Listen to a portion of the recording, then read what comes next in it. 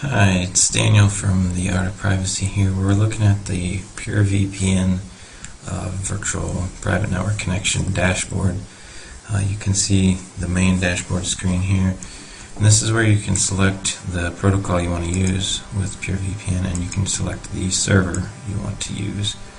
A lot of the users like me are probably going to want to connect through a US server so that you can access things like Netflix or Hulu or other things even if you're outside the United States. Some of these servers will work better than others for that purpose.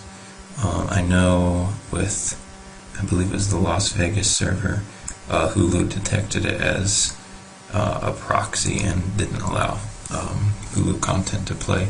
But the Florida connection works fine, and many of the others will work fine too. I don't really use these other tabs, but these are more server options, general settings for the VPN, and you can also look at the billing and VPN packages available and get in contact with support if you want to. So let's connect right here to the Florida VPN.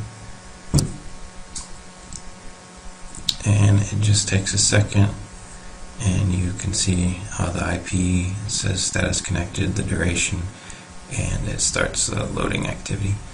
That is pretty much it for the PureVPN dashboard.